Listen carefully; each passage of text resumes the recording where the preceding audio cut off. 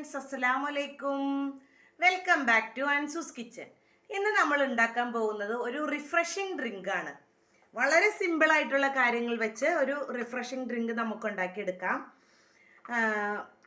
എന്തൊക്കെ വേണമെന്ന് നമുക്ക് നോക്കാം. ഇതിന് ഞാൻ കുറച്ച് പച്ച മുന്തിരി എടുത്തിട്ടുണ്ട്.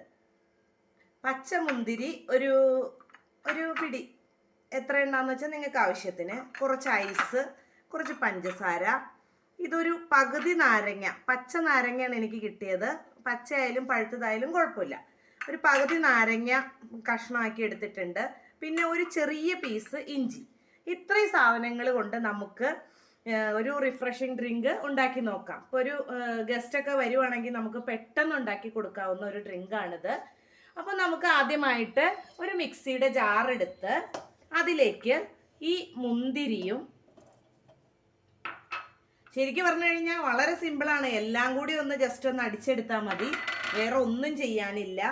ഈ ഐസ് പീസ് ഇട്ട് കൊടുക്കാം, പഞ്ചസാര ഇട്ട് കൊടുക്കാം, പിന്നെ ആവശ്യത്തിന് വെള്ളം. അത് ഞാൻ മറന്നു പോയിട്ട് പറയാനായിട്ട്, ആവശ്യത്തിന് വെള്ളവും ചേർത്ത് കൊടുക്കണം. നമുക്കിതിലേക്ക് കുറച്ച് വെള്ളം ചേർത്ത് കൊടുക്കാം. തണുത്ത വെള്ളത്തിന്റെ ആവശ്യമില്ല, നമ്മൾ ഐസ് ക്യൂബ്സ് ഇട്ടിട്ടുണ്ട്.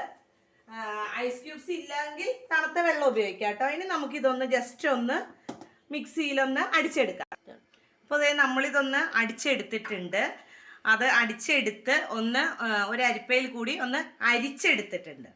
ഇനി നമുക്ക് ഇതിലേക്ക് ഈ ഗ്ലാസ്സിലേക്ക് ഒരു 2 ഐസ് ക്യൂബ് ഇട്ട് കൊടുക്കാം. ഇത് ഒഴിച്ചു കൊടുക്കാം.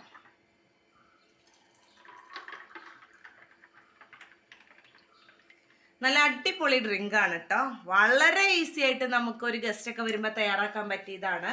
പിന്നെ ഇങ്ങനെ മുന്തിരി ഇല്ലെങ്കിൽ നമുക്ക് പൈനാപ്പിൾ ഉപയോഗിക്കാം. അതുപോലെ തന്നെ എന്ത് ഇത് വേണമെങ്കിലും നമുക്ക് ഉപയോഗിക്കാം. ആപ്പിൾ ഉപയോഗിക്കാം, മുന്തിരി ഉപയോഗിക്കാം. നമുക്ക് പെട്ടെന്ന് തന്നെ ഒരു റിഫ്രഷിംഗ് ഡ്രിങ്ക് നമുക്ക് ഉണ്ടാക്കിയെടുക്കാം. അപ്പോൾ എൻ്റെ ചാനൽ കണ്ടുകൊണ്ടിരിക്കുന്ന എല്ലാവരും എൻ്റെ ചാനൽ ഒന്ന് സബ്സ്ക്രൈബ് ചെയ്യണം, ലൈക്ക് ചെയ്യണം, ഷെയർ ചെയ്യണം, കമൻറ്റ് ചെയ്യണം. അപ്പോൾ എൻ്റെ വീഡിയോ എല്ലാവർക്കും ഇഷ്ടപ്പെട്ടെന്ന് ഞാൻ വിശ്വസിക്കുന്നു. അപ്പോൾ ബൈ.